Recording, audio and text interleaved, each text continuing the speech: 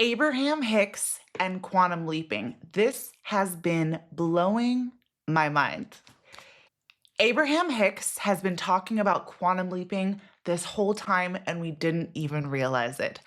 I have been deep in the quantum leaping work. I have been an Abraham Hicks fan for about 20 years, and I just now realized that they have been talking about quantum leaping. And I want to share with you these mind blowing realizations I've had, as well as how, when you really tap into what they're saying, what is in your vortex in a parallel reality can come into your life. I'm Alyssa, and I remind you that this timeline is optional. For the past couple weeks, I've been talking about my 8 steps of quantum leaping. All these ways that I've backtracked my quantum leaps, information I've downloaded, and things I've tied together about quantum leaping. So I was a big Abraham Hicks fan. I was introduced to them around the time of The Secret. What was that, like 15 years ago? And I was really deep in their work for a while. And I was able to manifest some stuff. If you don't know, Abraham Hicks is a spiritual teacher. Abraham Hicks is channeled material from a woman named Esther Hicks. It is this deep, profound channeling from source, basically. But the thing about Abraham Hicks is if you attract their information, you are ready for it. When I attracted their information 15 years ago, some part of my soul was ready for it, but I did not fully understand it until now. I had to go through so much life experience because they always say, words don't teach, life experience does. And I had to go through this whole quantum leaping process to finally realize that what they are talking about and quantum leaping are very, very parallel. And in the last 30 days, I have been doing an Abraham Hicks challenge on myself, not just listening to them, but doing their practices every morning. And I've had so many profound things from my vortex show up in my life. I've been so much happier. And I just had so many more downloads about quantum leaping and about their teachings. So Abraham Hicks, spiritual teacher, channeled by Esther Hicks. The best book, my favorite book that they've written is called Asked and It's Given.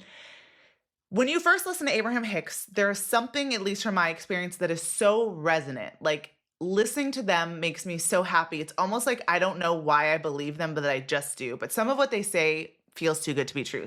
Now, they teach the law of attraction. They teach that we are creating our reality based on what we're feeling. What have I been saying about quantum leaping the last couple of weeks?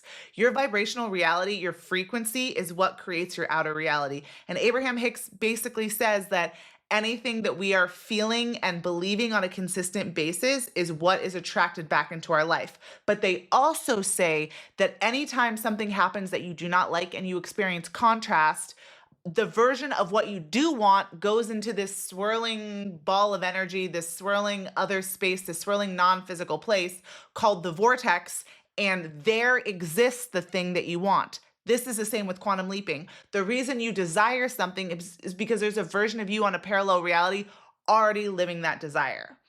So our vortex is full of our desires, but there's a non-physical version of us, according to Abraham Hicks, already living out those desires. And what do we need to do? We need to get in vibrational alignment with that desire in order for it to manifest into our life, or in quantum leaping speak, in order for us to collapse timelines and jump to that reality where it already exists. When I was first introduced to Abraham Hicks 15 years ago, I felt so good listening to them. Like something about just listening to them made me feel good. But I was not quite in the vibrational frequency to get what I wanted. They talk about this scale of emotions. At the bottom, there's fear, powerlessness, guilt. At the top is joy, freedom, and love, right? And in order to experience what you want to experience in life, you have to be on the same vibrational frequency as what your desire is at. So if you want to be with your soulmate, you're going to feel good, love, happy, empowered. If you are feeling guilt, insecure, powerlessness, and fear, there is no way for you to experience that reality. There's no way you might be able to be in a relationship, but it's going to feel like whatever the vibration that you are at feels like. But this is the good news. You just have to move up incrementally. If you're in fear, you need to find thoughts that make you feel guilty. If you're in guilt, you need to reach for feelings of jealousy. You need to raise yourself back up the scale. This is exactly the same in quantum jumping. In order to quantum jump, you have to raise your frequency to match the vibration of that reality that you want to live in. This has been blowing my mind because I realized when I first listened to them, I was asking a lot, in a place of asking what they would call. Every time you ask, what you want is answered. Source answers it by giving you your desired reality, but it doesn't give it to you in this physical world. It gives you what you ask for in another reality, in the vortex. And it's up to you to raise your frequency to match that vibration so that you can have that manifestation come into your world. Or, like I said, so that you can jump to the reality where it already exists. So this is the game changer. The reason why, when I listened to them before, some things would come into my life, like I could manifest certain amounts of money, not millions of dollars, but like I was good at calling in money, but it would leave. Or I was good at manifesting relationships with or dating people I wanted to date, but maybe it would turn out to be a trauma bond. Or like this one guy that I thought was my soulmate was like off and on for 7 years because I was in a lower vibrational frequency. This is so wild. Here's the thing. You can't jump from fear to joy. You can't jump from powerlessness to passion. That's why most people end up living their lives in the same timeline, on the same parallel reality, in the same version of reality, because it's so hard. You can't go from the bottom to the top. You have to do it incrementally. Well, that's the same with quantum jumping.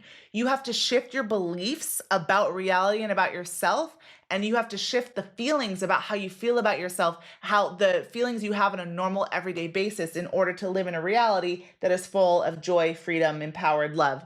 For those of you listening on the podcast, I'm actually holding up a picture of they call it the scale of emotions. So look it up. Look up scale of emotions. Just Google it. But here's the thing. It exists. What you want already exists. The moment you ask, source answers. But most of us spend so much of our lives just asking and not receiving. It's the same as having a desire to live on another parallel reality and never doing the work to raise your vibrational frequency up to match that frequency where it already exists. What we desire already exists on another timeline, in another frequency, in the non-physical, and we are able to bring that into this physical world. The reason I started reconnecting back to Abraham's teachings, because like I said, 15 years ago, I was like kind of obsessed with them. I saw them a couple times. I read all their books.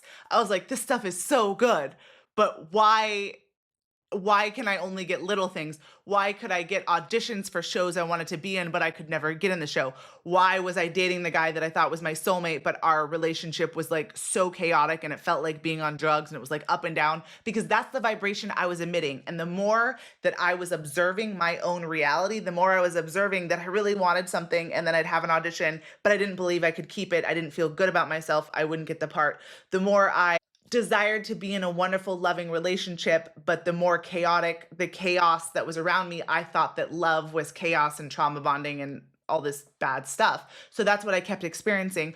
What you are observing and focusing on your life is what your life is. This is the same with quantum physics, with the observer effect. We literally create reality by what we are observing, by what we are paying attention to. We can pay attention to different realities. How do we do this? We do this with imagination. We do this with raising ourselves up incrementally up the scale.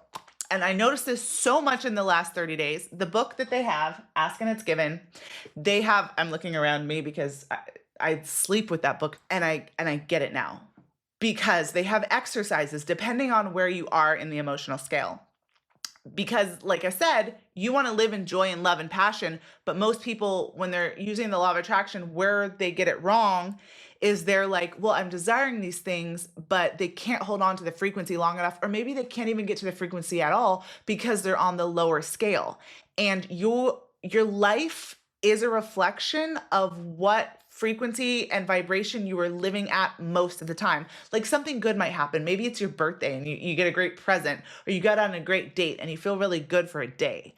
But because that's not your normal frequency, that's not what you're used to living, you're not going to hold that frequency unless you're doing the work to catapult into the rest of your life. You're going to feel good for a day, and then the next day, you're going to remember why your life sucks. You're going to remember why you hate your job. You're going to remember why you're lonely and why there are no good men or women out there, and you're going to continue to live the same life over and over. It's the same with quantum leaping. There are other possibilities of reality for you to exist in, but it's up to you to shift your mind, your beliefs, and your frequency to match the frequency of what already belongs to you. Abraham Hicks says, what we want exists in the non-physical. It already belongs to us. The minute we ask, source answers. There's 3 steps. There's ask, which we are doing all the time. Any experience we're having, if someone's mean to you, you wish for people to be nicer to you. If you don't have enough money, you wish to have more money. Anytime you have a desire for something, source creates it in the non-physical.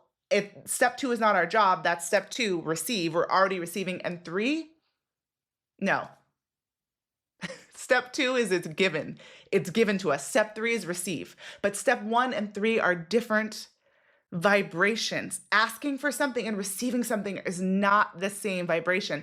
This became so clear to me this last month, where every morning I'm doing an exercise from their book. I'm listening to them first thing. I'm getting on the high flying disc in the morning, which this basically just means I'm finding the best feeling thought I can find that morning.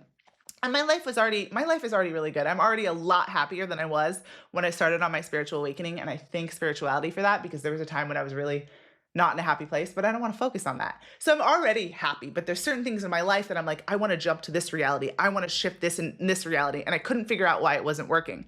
It wasn't working because I kept focusing on why is this one area of my life not shifting? And I kept reaffirming my belief systems, and the vibration that I was feeling was, it's not quite working. It's not quite working. Oh, this is good, but this isn't quite working. And you have to, Abraham Hicks says, decide what you want and talk yourself into having it. How do you talk yourself into having it? By changing your beliefs and by moving yourself up the vibrational scale. Okay, so let's say you wanted to jump to the reality where you're with your soulmate, which I literally did. When I started, I was not in the place of believing that I was going to be with my soulmate. But I had to move myself up the scale. I was going through a breakup. I was really lonely. I was kind of in powerlessness. So I had to move myself up a little bit to what's next on the scale. Okay, so I was in powerlessness in the relationship I was in. I had to move myself up into anger. I was angry about how my other relationship was going. I was angry about how I was being treated. I'm looking at the scale. I was worried that I was never going to find my person. I was worried that I was going to be alone the rest of my life. I was worried that I couldn't make a relationship work. See how that's moving up the scale?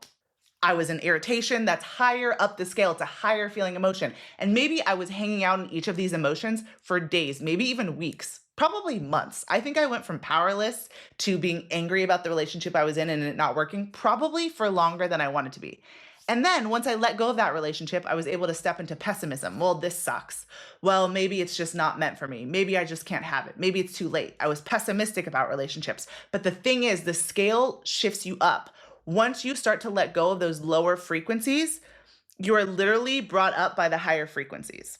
They describe it as like a cork bobbing on the ocean. You can push it under the water and keep it down there, but once you release it, it pops back up. It's the same with our frequency. Once we consciously choose to reach for better feeling thoughts, better feeling emotions, we somehow bring ourselves up the scale. And when you start to live on these higher frequencies, your beliefs also change. So when I went from being in a relationship that I was angry that it wasn't working, that I felt powerless, that I was worried I was never going to find someone else, once I dropped that relationship and I was in pessimism, then I started to have more belief. Well, I was pessimistic, but maybe it's actually possible for me. Maybe these people have good relationships. And what else happens is you start hanging around people in different frequencies. So I was hanging around people that were mad about the relationship.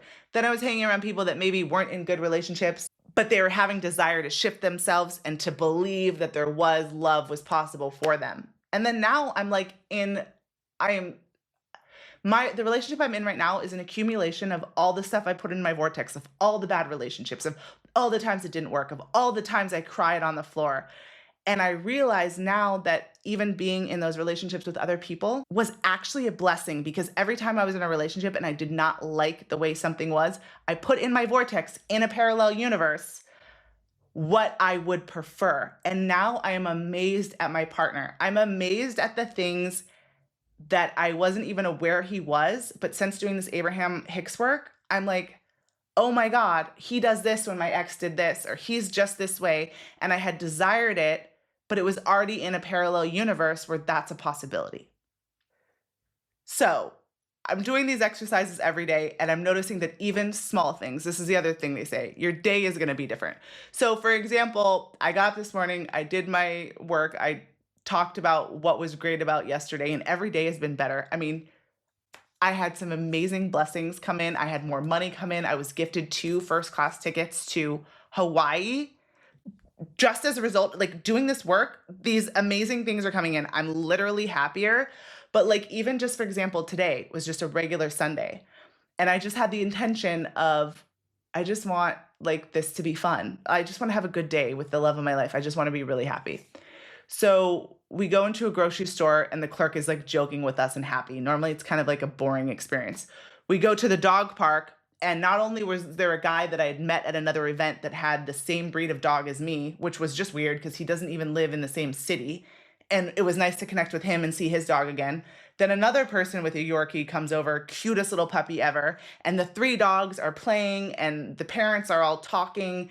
And it was like the best time I've had at the dog park. Then I go to another store after the dog park and I'm just picking up one thing and the clerk is happy and nice. Like everything starts to be better around you because you're in a different universe. You're in the universe where your energy is like co-creating. You're in the universe where you are happy so the people around you are happier. I know that sounds like a small thing, but literally it shows you that you're in a different universe, because there's a version of me that didn't do this 30-day Abraham Hicks kick that is still like happy, but I go to the store and it's kind of boring, or I go to the dog park and there's no dogs there, or I'm just kind of bored and I'm just moving through the motions.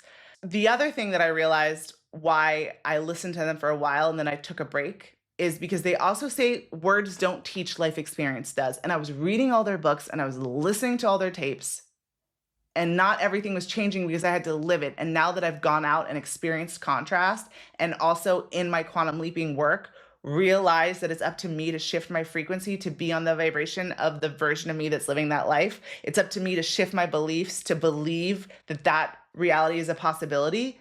I understand what they're saying because I've lived enough life where I see if I wake up on the wrong side of the bed, if I don't meditate, if I don't work out, my day goes different than if I do.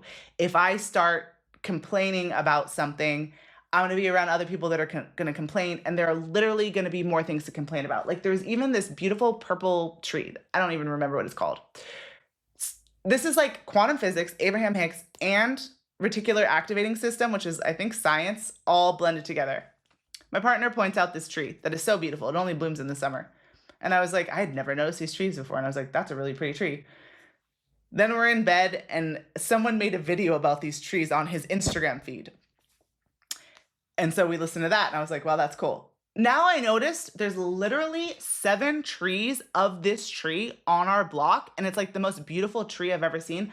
I'm noticing them everywhere. I'm seeing them everywhere. Suddenly I'm interested in like landscaping. And then my partner goes the other day, he's like, okay, we're gonna like redo our front yard, which is not something that I care about. Usually it's not like those aren't the things that are important to me, because I've been focused on the beauty of landscaping and trees, and the guy comes and our front yard looks amazing now. But these are just things that I was just softly paying attention to and appreciating, and has shifted in my reality. That's the other thing about quantum leaping and law of attraction and manifestation. The things that don't have that much importance on come in quicker because you don't have beliefs that are beating them into the ground of why you can't have them.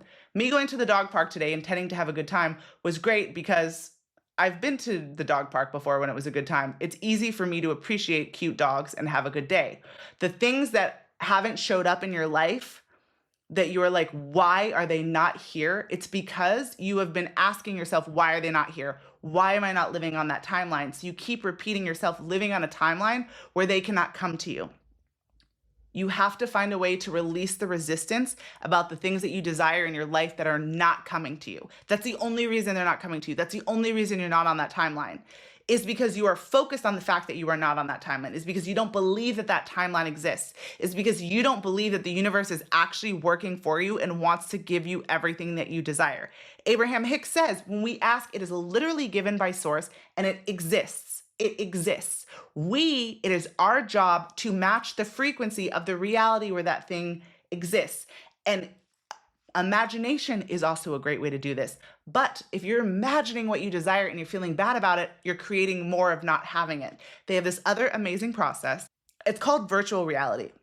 And at first I thought it was just visualization, but when I would try to visualize what I wanted, the thing that wasn't coming into my reality, I would just feel bad. So I was creating more of it not happening because I would try to push to be like I'm trying to fix it in my mind. No, that's not what they tell you to do. They say literally, you pretend you are on vacation or somewhere, which is wild because I was doing this. And like I said, now I'm going to Hawaii in a couple months, which I didn't even know was happening, but it was in my vortex because I was picturing myself in Mexico because I've been there before and I know it's going to happen. And now I'm going to Hawaii.